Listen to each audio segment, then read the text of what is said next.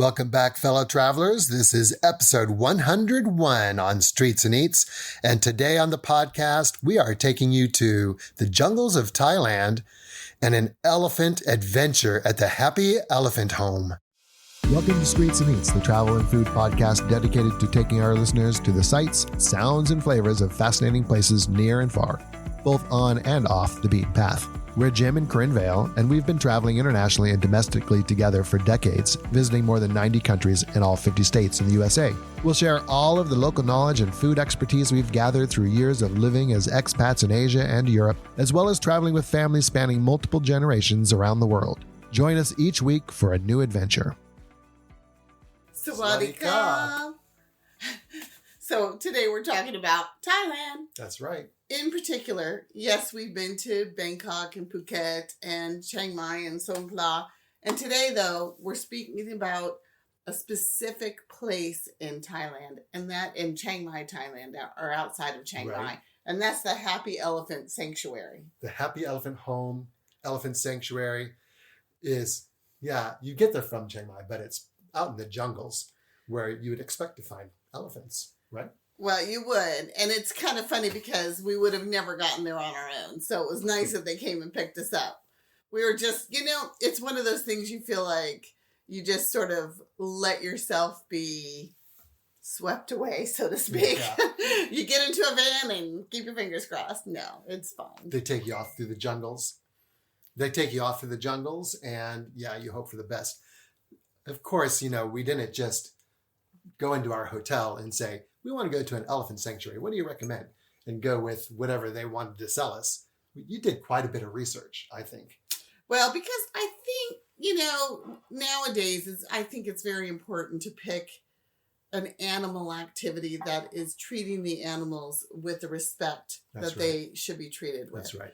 And a lot of businesses around the world who have particular exotic animals could exploit that. And so what I wanted to do is make sure that the place that we chose to go was there for the elephants, that we were just a way to make money to help support them. And I'm fine with that. Yeah. It's, it's akin to volunteering in respect where I get more out of it than I put into it in all respects. But I don't mind paying for that experience. I don't mind paying even a little bit more for the experience when I know that it's going to be for a good cause and they're treating the elephants well. Yeah, well, I think that's really important. And one of the things that you are going to hear over and over again when you're in Thailand and you're looking at elephant sanctuaries is one way to tell how they're treating their elephants is if they're giving elephant rides. If you can ride the elephants, it's probably not the best sanctuary because elephants weren't really made for riding. And in fact, when we were there, remember they showed us a photo, or not a photo, but a diagram of an elephant skeleton. Mm-hmm. And it was very sad to see where the skull is connected to the spine and how delicate that area is, which is, of course, where a lot of people are doing the riding. So at any rate, we did our research and we chose this Happy Elephant Sanctuary. And I think we'd really recommend them because they were great. You could go for a half-day tour, you could go for a one-day tour, or you could go for the 2 days and spend the night there. It's not a luxury. It definitely is not glamping, but they will put you up and they'll feed you. We did choose the 2 days and 1 night. And I'm really glad we did because we wanted to spend as much time as we could with the elephants. Not only with that, but usually in my experience traveling around the world, everything that you do out of business hours, so in the evening hours, in the morning hours, and night too, but more on evening and morning, I think, that's when you get to spend more time with the local people. That's right. And in this case, the elephants too. That's right. But the local people are also part of it.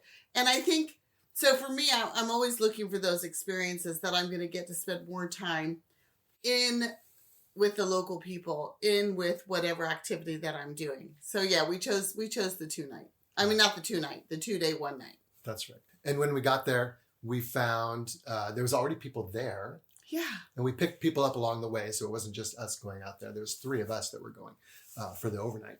And so they had already started the experience in the morning. And they had done some things with the elephants. And at some point in time, they left. Did another group come that day, or was that the next day?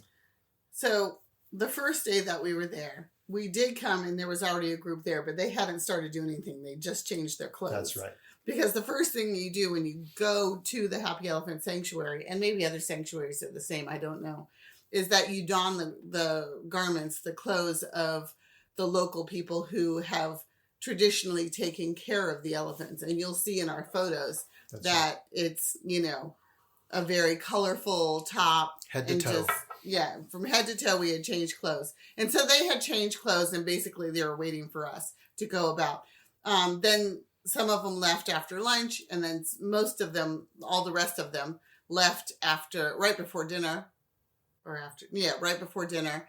And then the next day, there was another group that came in while we were there in the morning. So we did have other people coming in and out, and they really managed it well, I thought. They really did. And it was pretty seamless. And they never really seemed to have too many people there. The max I think I saw was... I think 12. Maybe 12? Yeah, I think 12. So small group. And for our overnight, of course, it was just us 3. So a really small group. Yeah, we went with my sister Ernestine. It's all part of our Southeastern Asia trip where we went to Thailand and Laos and Vietnam and showed her around, where we had been hanging out for the last 6 months. Yeah. And also took the opportunity to do some new things that we hadn't done yet, knowing that she was coming and she would want to do them too. So that was kind of fun. It was fun. Okay, so why don't we talk a little bit about the activities that we did do? I guess it makes sense, but I was surprised at how many different things we did. We went there to be with the elephants, and of course they know that, and so they take you right out there and introduce you to the 3 elephants. Mojiko, Molo, and Waban. And I was a little bit, at first, disappointed that there was only 3 elephants, because I expected more. But as it turns out, again, it goes back to what the people who own the elephants can do, and do it without hurting or scrimping or having to do things that they don't need to do. So there was a larger sanctuary across the river. There was. That had lots and lots of elephants. Like hundreds of elephants. And I'm kind of glad we didn't go there. We saw them, but we didn't go in that area. But when we first got there, they took us right to the elephants. That's right. As soon as we changed, right out to the elephants, and we each got a bag of bananas that were cut in half. And you just walk up to the elephants, be friendly, talk low and gentle to them, scratch around their face, pat their bodies, that kind of stuff, and then offer them a banana, and they'll take it out of your hand and chomp it right down. Or they'll sneak into your bag and take them out of your bag. Or if those bananas are too green, one of the elephants, I think it was Waban. Yeah. And she was like, no, I'm spoiled. So she would throw them. Yeah. It was pretty fun. And you could immediately see the different personalities that the elephants had, which, I love that. Yeah. And 2 of the elephants, I think, had been there longer, Mojiko and Molo. And they were like best friends. And they didn't want anything to do with Waban. So that was kind of funny. If they would get too close, they would tell her to go away. They weren't mean or anything. They never moved faster than I could, for sure. So I never really felt in danger. We weren't in danger. Yeah. It was just very peaceful and fun with them. Okay, so we fed them bananas, and then after that, we went on a walk with them to the river, and that's where you lost your glasses. Yeah. So we went to the river, and that's where we did the elephant washing. So it's like the elephant wash, right? It's kind of like a car wash. The elephants kind of troop into the river one at a time. They're all in the river, and we're taking buckets, standing on the edge of the river, and just kind of heaving buckets of water up onto the elephants to kind of clean them off and cool them off. And pretty soon, the elephant, what do you call them? Guides? Mahout. The Mahout, for lack of are they called Mahouts in Thailand? The guys who take care of the elephants are called Mahouts. All right. So the Mahouts were with the elephants, of course, the whole time. And they're down there and they're also throwing the buckets out. And it turned into a bit of a game. Like if you were standing on one side of the elephant and a Mahout was on the other side, they would take a bucket of water and sling it. All the water would go over the elephant and land right on you. So pretty soon, we're all in the water. Splashing around. It's swimming. Not really. It's not deep. So yeah, you're not swimming. And the current wasn't fast. So we weren't in We too were much just having danger. fun. Just having fun. Throwing water. It was hot, of course. This is Thailand, it's Thailand. in summertime. And just having a great time. And of course, at one point in time, my glasses came off and fell in the river. The glasses he's wearing right now. So yeah, spoiler alert, he got them back. We got them back. And it took a while though. What was really funny is Ernestine got really concerned for me. She's like, we got to find him. We got to find him. So there was a bit of a current where they came off. So we were worried that they had swept downstream. Yeah, we thought they're goners. Yeah. So we're like. It's muddy. Now we are basically swimming. We're kind of laying in the water, hands on the bottom, feeling for the glasses. No sign of them. We did that for like 10 minutes. This is muddy water. Elephants probably upstream, everywhere, doing you know what in the water. And you can't think about that, though. Finally, I'm like, you know what? They're gone. Let's just have a good time. And Ernestine goes, No. We go back to where we started. And for some reason, like right where I was standing when they fell off, just reached down and felt around one last time. And there they were. I found them. Oh, I thought Ernestine found them. No. Anyway. She was pretty mad at me because she was like way out in the river looking everywhere. She wasn't mad. And, yeah, that's true. Anyway, that was a lot of fun. And it worked out nicely that he didn't actually lose his glasses because he didn't have a spare. And then we went back to the main sanctuary area where we made lunch. And lunch was a little bit of fun. It was not a cooking lesson. Right. It was basically build your own soup, build your own noodle bowl. Right. So they had an assembly line and they showed you, how to do it, how to get the noodles.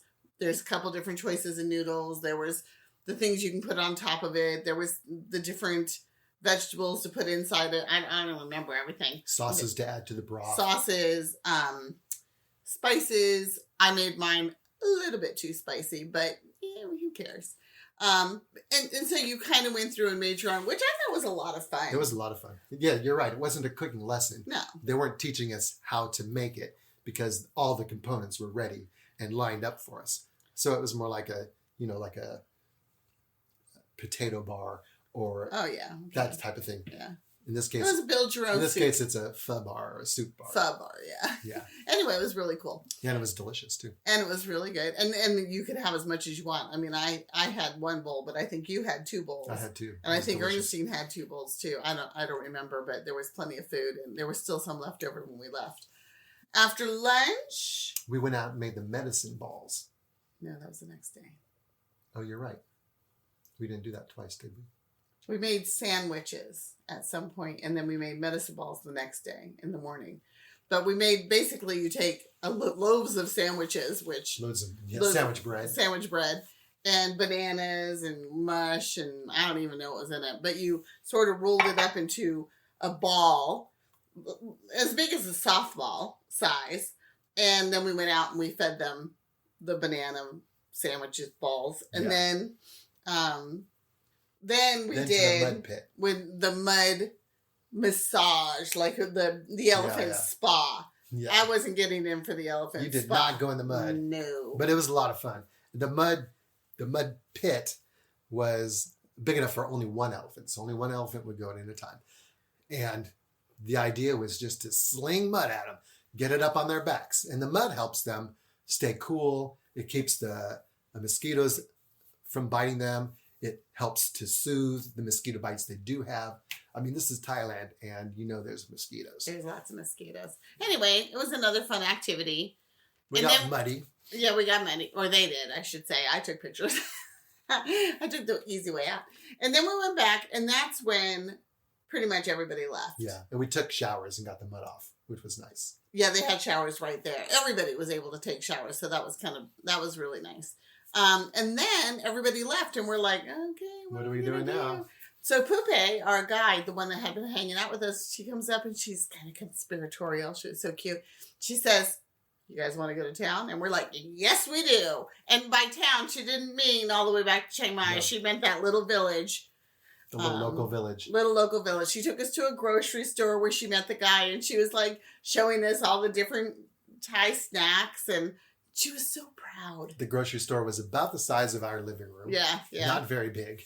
And they had, of course, the essentials that you would need for living out in the village. But we got a few snacks, and that was fun. We went to a temple, which wasn't much different than other temples necessarily, but it was fun, and it was nice to listen to her. We had a good time, and it was very peaceful and pretty. And then she took us to a cafe that overlooked the river, and there I had one of my favorite things, a coconut coffee, and I don't know what you had.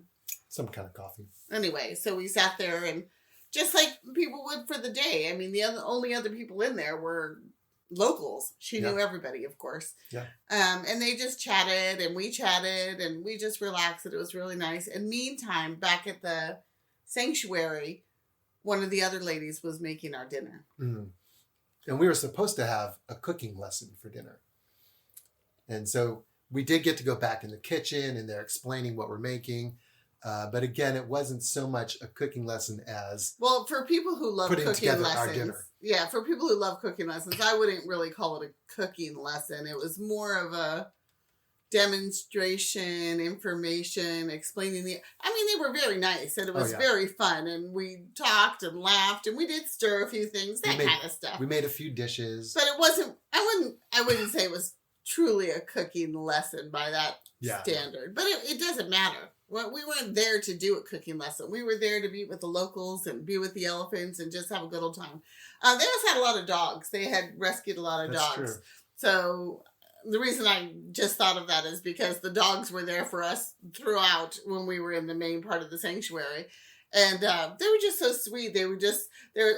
It's like they met you the first day, and then, of course, from then after that, you're part of the family, and they would come and sit by you, and they were very sweet. They didn't beg. Beg. No.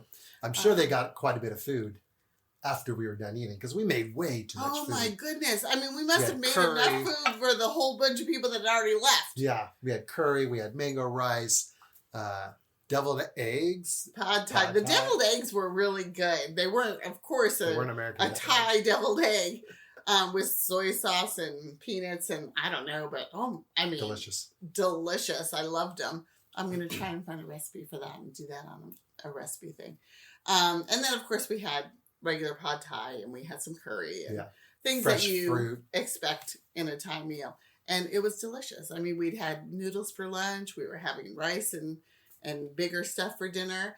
And then they took us to our overnight accommodation. Our overnight house, which was a wooden house, very traditional, not like an old stick house. I mean, this was a normal house, but it had a beautiful veranda looking out over the valley and the elephants below.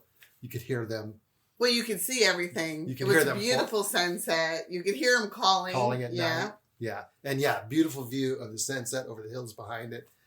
Mosquitoes, not too bad. They didn't bother me the whole time we were there. So, I mean, I don't think I'm forgetting that. I would remember mosquitoes.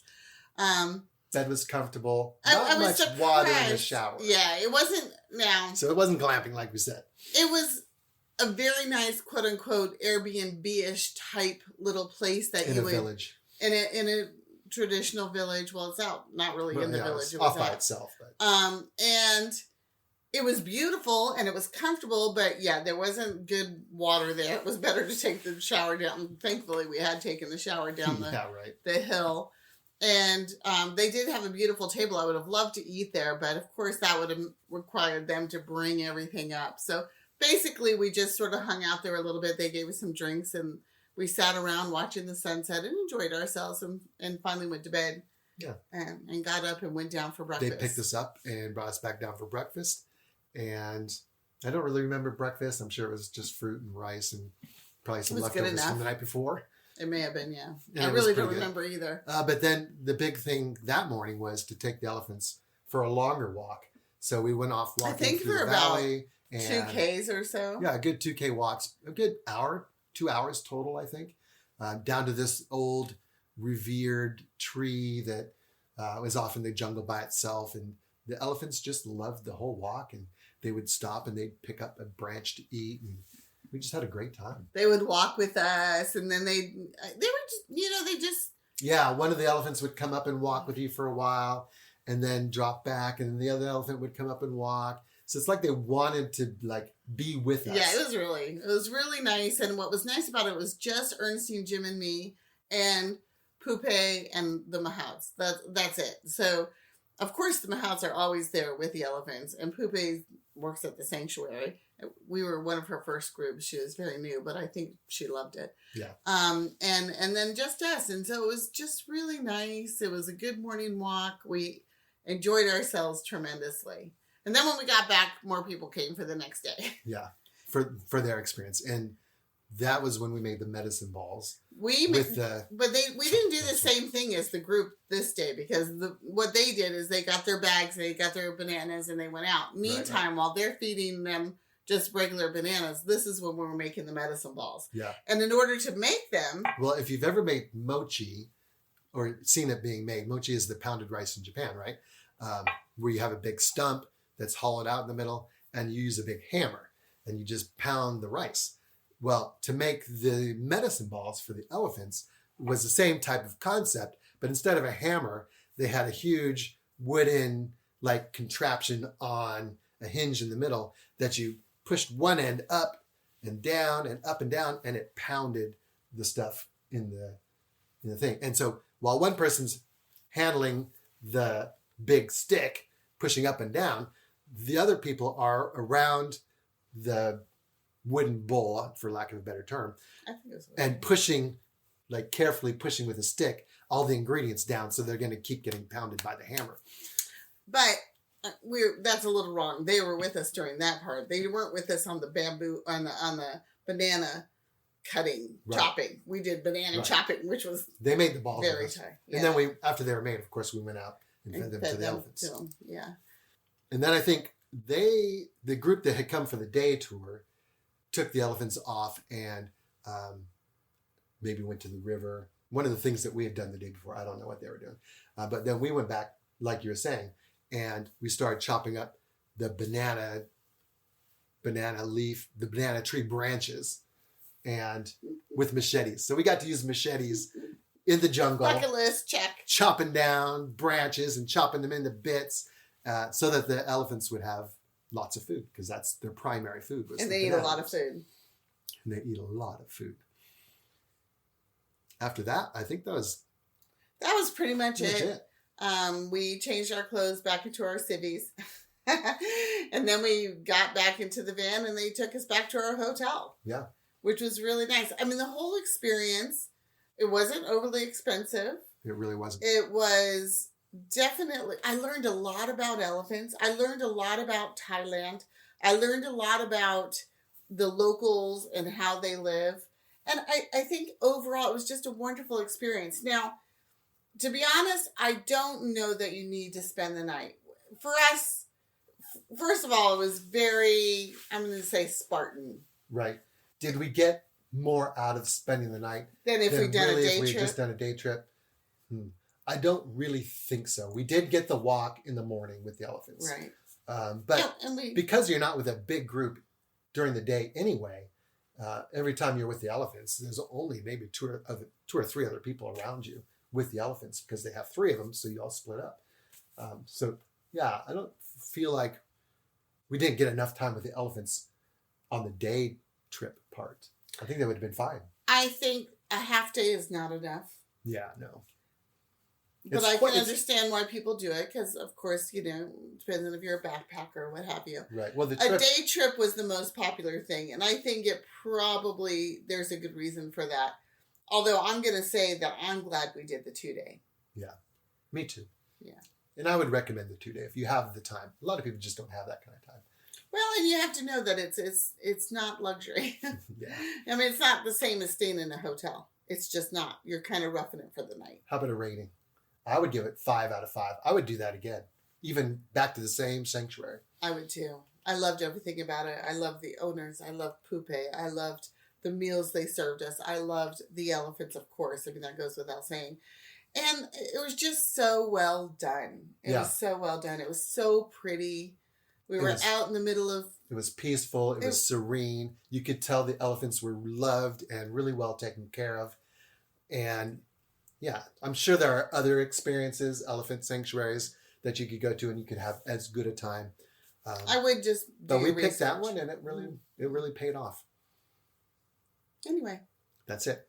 Find an elephant sanctuary and go for it. All right. Thanks for listening to this episode of Streets and Eats. If you liked what you heard, please show us some love, hit the like button, and leave us a review. Maybe even subscribe so you don't miss any future podcasts. Also, we'd love it if you joined us on our Facebook private group, Streets and Eats, where we just have an ongoing conversation about all things travel. Ciao for now.